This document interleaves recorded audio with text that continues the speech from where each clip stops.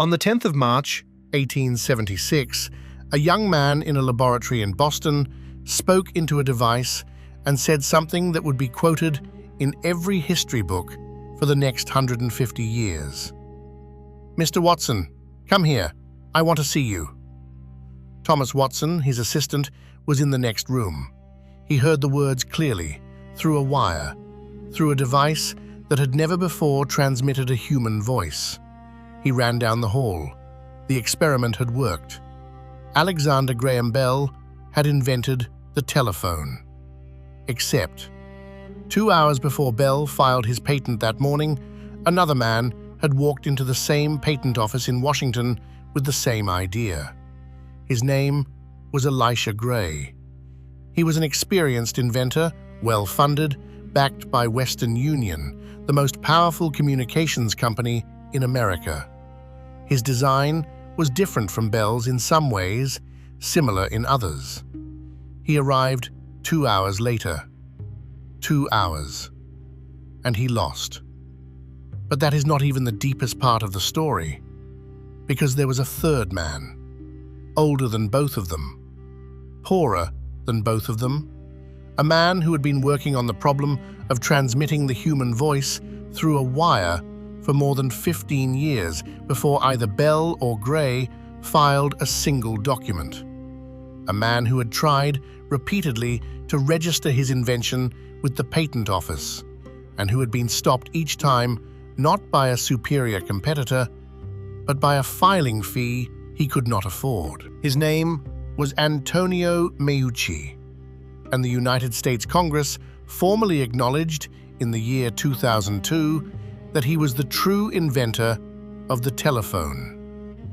To understand what the telephone meant, you have to understand the world it entered.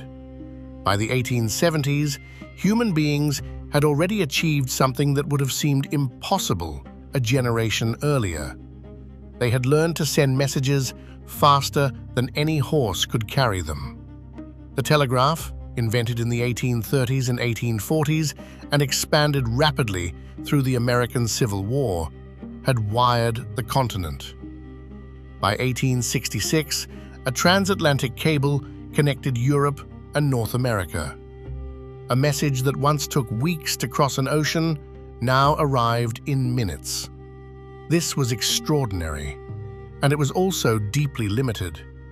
The telegraph sent dots and dashes, coded signals that had to be translated at both ends by trained operators. You could not simply speak into a telegraph. You wrote a message, gave it to an operator who encoded it, who sent it to another operator who decoded it, who delivered it to the recipient.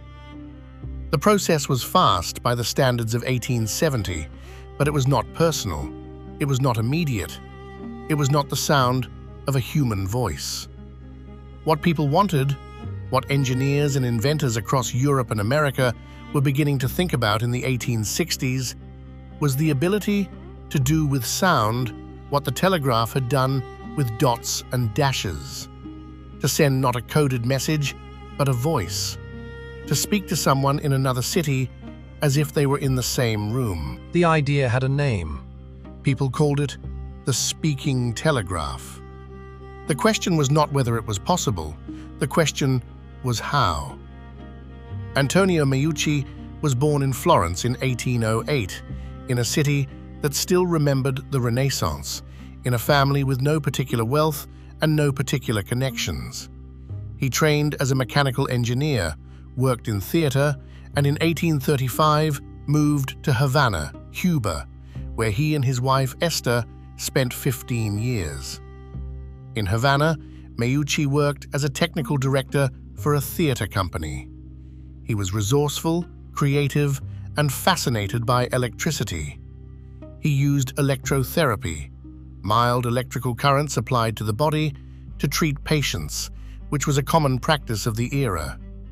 And during one of these treatments, around 1849, he noticed something. The patient was in one room. Meucci was in another, preparing the electrical equipment. When the current passed through the wire connecting the two rooms, Meucci heard a sound coming from the receiver end, a sound produced by the patient. The vibration of the voice somehow carried by the current along the wire. He stopped. He listened. He understood what had happened. He had not intended it. He had not been looking for it. But in that moment, in a Havana room in 1849, Antonio Meucci heard the first hint of what would eventually become the telephone. He began to investigate, to experiment, to build. Over the next several years, Meucci constructed a series of devices that could transmit voice sounds through a wire. He called them by various names. Teletrofono was one. He tested them in his home, in the theater, across distances. By 1860, he had demonstrated his device publicly in New York, where he had moved with Esther after leaving Cuba. He wrote about it in an Italian-language newspaper called L'Eco d'Italia. The article described a device that transmitted voice sounds electrically over a wire. The date was 1860. Bell was 16 years old, but Meucci was poor. He was an Italian immigrant in a country that did not always look kindly on Italian immigrants. He spoke limited English. He had no wealthy backers, no university connections, no access to the circles of power where inventions became products. And in 1870, a crisis took everything he had left. His wife Esther became severely ill, a debilitating condition that left her bedridden for years. Meucci, caring for her, was himself badly injured in a boiler explosion on a Staten Island ferry. Burned, partially disabled, financially ruined, he could no longer work at full capacity. He filed what was called a caveat, not a full patent, but a formal notice to the patent office that he was working on a specific invention in 1871. A caveat had to be renewed every year at a cost of $10. $10 was not a trivial sum for a man in Meucci's circumstances. He renewed it in 1872. He renewed it in 1873. In 1874, he could not afford the renewal fee. The caveat lapsed. Alexander Graham Bell was born in Edinburgh in 1847, the same year as Thomas Edison, the same year the telegraph was beginning to reshape the world. His family had a deep connection to the science of sound. His grandfather had been a speech teacher. His father, Melville Bell, had developed a system called visible speech, a phonetic notation designed to help deaf people learn to speak. His mother was deaf. Sound was not an abstract interest for Bell. It was personal. It was the medium through which his family worked, taught, and communicated. He grew up thinking about how voices worked, why some people could hear and others could not, and how the mechanics of speech might be represented, reproduced, transmitted. Bell came to America in 1870, initially following his father's work. He settled in Boston, became a professor of vocal physiology at Boston University, and began working with deaf students, work that would occupy him for his entire life, and that he considered in many ways more important than the telephone. He became interested in the telegraph, and specifically in the problem of sending multiple messages simultaneously over a single wire, what engineers called the harmonic telegraph, or the multiple telegraph. It was a commercially valuable problem. Western Union, which controlled most of American telegraphy, was extremely interested in anyone who could solve it. Bell's work on the multiple telegraph led him, gradually and somewhat accidentally, towards something larger. If you could transmit multiple tones simultaneously over a wire, could you transmit sound itself? Not coded signals, not dots and dashes, but actual sound waves, the full complexity of a human voice. He became convinced the answer was yes. What Bell had that Meucci did not was infrastructure. He had a financial backer, a wealthy Boston lawyer named Gardner Hubbard, whose deaf daughter Belle was teaching. And he had a skilled electrician named Thomas Watson, who could turn his ideas into working apparatus. He had access to the Boston scientific community, to legal advice, to the machinery of the patent system. He also had urgency. He knew he was not alone. Elisha Gray was everything Bell was not in terms of experience. Gray was 40 years old in 1876, a decade older than Bell. He was a professional inventor with a successful track record. He had already developed several telegraph improvements and was a co-founder of what would become Western Union's manufacturing arm. He was methodical, well-funded, respected in the industry. He had been working on the harmonic telegraph problem at the same time as Bell, and he too had begun to see that the same principles might allow the transmission of actual voice. He had built a device he called a liquid transmitter, a concept that used the varying resistance of a liquid to convert sound vibrations into electrical signals. On the 14th of February, 1876, both men were ready to file. Bell's lawyer, acting on Bell's behalf, arrived at the patent office in Washington at 11:49 in the morning. He filed the patent application for Bell's telephone. Elisha Gray arrived at approximately 2 in the afternoon. He filed what was called a caveat, a notice of intent to file a full patent, similar to the document Meucci had used 5 years earlier. He was 2 hours behind Bell's lawyer. 2 hours. The patent was issued to Bell on March 7, 1876. 3 days later, Bell spoke those famous words to Watson. Gray contested the patent. The legal battle that followed was enormous, one of the most complex patent disputes in American history, involving hundreds of lawsuits over nearly 2 decades. Many of the cases turned on questions of priority, of who had conceived the idea first, of what the patent office clerks had done and when. During the litigation, deeply troubling questions emerged about the process itself. Examiners who had handled both filings gave contradictory testimony. There were accusations that details from Gray's caveat had been improperly shared with Bell's team before the patent was finalized. A patent office employee was alleged to have accepted a bribe. An internal investigation was opened. Nothing was ever conclusively proven. What was conclusively proven was that Bell's application had arrived first. The patent stood. Here is something important and often overlooked. Bell's patent did not describe a working telephone. When he filed it on February 14, 1876, Bell did not have a device that could reliably transmit a human voice. The patent described a principle, a method, for transmitting sounds electrically. The specific technical implementation was still being worked out. The famous demonstration on March 10th, "Mr. Watson, come here," happened 3 weeks after the patent was filed. Some versions of the story suggest that Bell used in that demonstration a liquid transmitter whose design bore a striking resemblance to the one Elisha Gray had described in his caveat filed the same morning. Whether Bell's use of that design was independent parallel development or something more troubling was debated for years.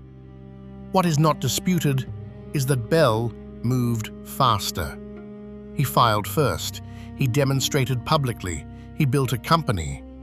The Bell Telephone Company was incorporated in 1877. By 1880, it was operating telephone exchanges in dozens of American cities. By 1886, over 150,000 Americans had a telephone. By 1900, over 1.5 million. Bell understood what Meucci and Gray had not fully grasped, that the telephone was not just a device, it was a network, and a network's value grows exponentially with the number of people connected to it. Every new customer made the telephone more valuable for every existing customer. The business logic was profound, and Bell, through Hubbard, through careful patent management, through aggressive legal defense, built the infrastructure that turned a laboratory experiment into the central nervous system of modern communication. He was, like Edison with the light bulb, less the inventor of a device than the architect of a system. When Bell's original patents expired in 1893 and 1894, hundreds of independent telephone companies sprang up across America. The period that followed is sometimes called the Golden Age of the telephone, a period of rapid expansion, falling prices, and genuinely competitive innovation. By 1907, there were over 6 million telephones in the United States. All of them descended from a device that at least 3 men, and arguably a 4th and a 5th, had significant claims to having invented. Antonio Meucci did not give up. After his caveat lapsed in 1874, he continued working. He continued trying to interest investors. In 1874, he was introduced to a vice president of Western Union. And here, the story takes another strange turn. Meucci gave the Western Union executive a package of materials, models, technical drawings, and documentation of his device. He was hoping for investment, for partnership, for recognition. Western Union kept his materials for 2 years and then told him they had been lost. 2 years later, Western Union's patent department was working with a young inventor who had recently filed a very promising telephone patent. His name was Alexander Graham Bell. Whether Meucci's materials were truly lost or whether they were seen by people who should not have seen them was never established in court. The circumstantial outline of the story, an immigrant inventor's technical documentation arriving at a company, disappearing, and then a patent emerging from that same company's circle shortly afterward, has been examined by historians for over a century, and no definitive conclusion has ever been reached. What is clear is that Meucci filed a lawsuit in 1887, asserting priority over Bell's patents. The federal government also opened an investigation into possible fraud in the original Bell patent filing. The case was proceeding. The evidence was accumulating. Legal scholars who have studied the surviving documents believe Meucci had a genuine and strong claim. And then, in October 1889, Antonio Meucci died. He was 81 years old. He had spent the last decades of his life in poverty on Staten Island, watching another man become famous and wealthy on the back of something he believed he had invented first. When he died, the lawsuit died with him. With no plaintiff to pursue it, the case was dropped. Bell's patent stood. Bell's name endured. And Meucci's name faded for more than a century. Until June 11, 2002, when the United States House of Representatives passed Resolution 269, formally recognizing that Antonio Meucci had developed a voice communication device before Alexander Graham Bell, and that his work deserved to be acknowledged. It was recognition without restitution, honor without consequence, a correction in the record that changed nothing about the buildings bearing Bell's name, the textbooks, the statues, the mythology. It is easy, with the benefit of 150 years of hindsight, to underestimate what the telephone did to human experience. Before the telephone, communication at a distance was asynchronous. You sent a message, you waited, the reply came back. The exchange happened across time, not across it.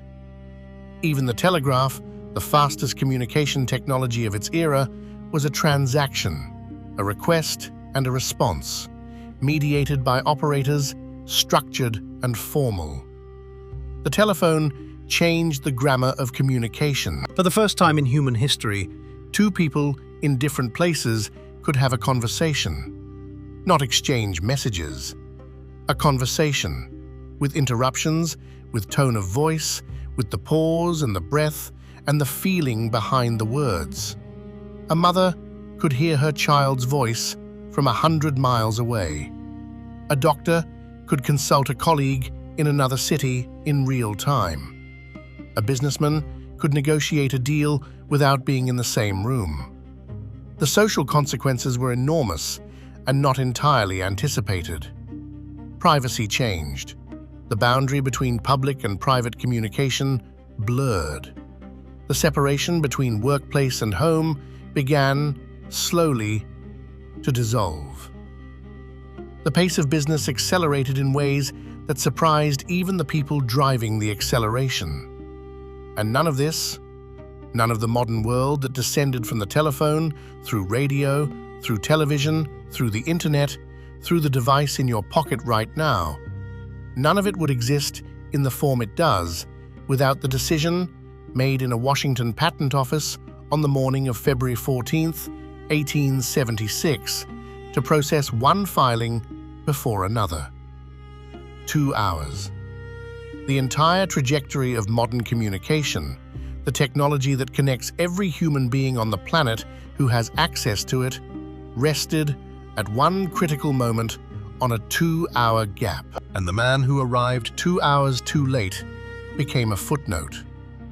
And the man who had been building the device for 25 years could not afford the $10 renewal fee.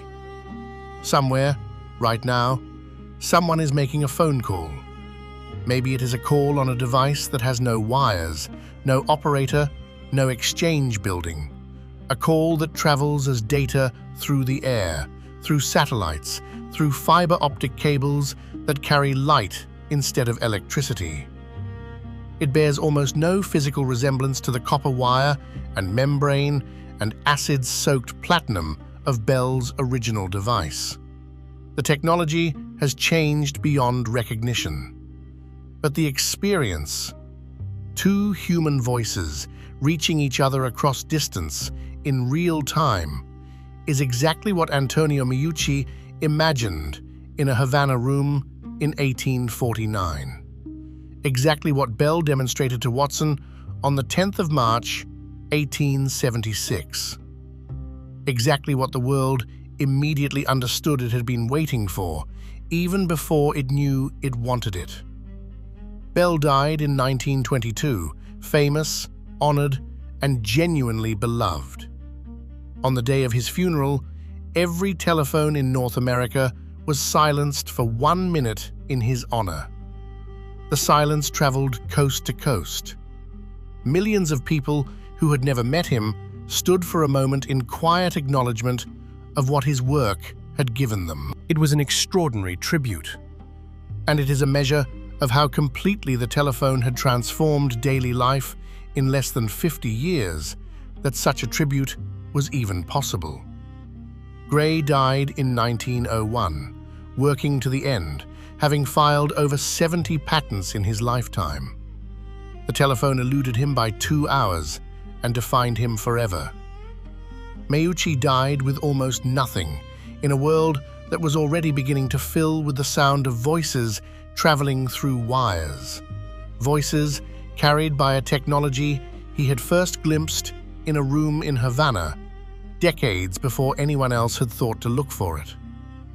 History remembers Bell because Bell built the system, because Bell filed the papers, because Bell, more than anyone else, turned the telephone from an idea into an industry. But behind the industry, behind the patent, behind the famous words spoken to Watson, there is a longer story. A story of a man who heard a voice through a wire in 1849 and spent the rest of his life trying to show the world what he had heard. The world eventually listened. It just took 150 years.